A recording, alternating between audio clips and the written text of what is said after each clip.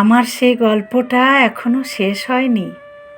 শোনো, পাহাড়টা আগেই বলেছি ভালোবেসেছিল মেঘকে, আর মেঘ কীভাবে শুকনো খটখটে পাহাড়টাকে বানিয়ে তুলেছিল ২৬ বছরের ছোকরা, সে তো আগেই শুনেছ।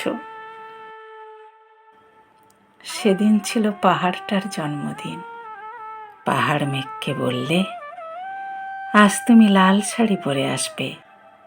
মেঘ পাহাড়কে বললে, আজ তোমাকে স্নান করিয়ে দেব চন্দন জলে। ভালোবাসলে নারীরা হয়ে যায় নরম নদী, পুরুষেরা জ্বলন্ত কাঠ। সেইভাবেই মেঘ ছিল পাহাড়ের আলিঙ্গনের আগুনে, পাহাড় ছিল মেঘের ঢেউ জলে। হঠাৎ আকাশ জুড়ে বেজে উঠল ঝড়ের জগঝম্প। ঝাঁকড়া চুল উড়িয়ে ছিনতাইয়ের ভঙ্গিতে ছুটে এলো এক ঝাঁক হাওয়া। মেঘের আঁচলে টান মেরে বললে, ওঠ ছুঁড়ি, তোর বিয়ে।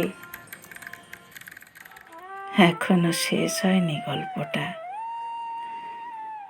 বজ্রের সঙ্গে মেঘের বিয়েটা হয়ে গেল ঠিকই, কিন্তু পাহাড়কে সে কোনোদিনই ভুলতে পারল না।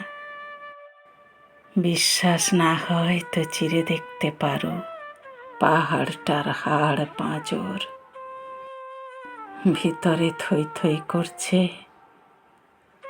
শত ঝর্ণার জল।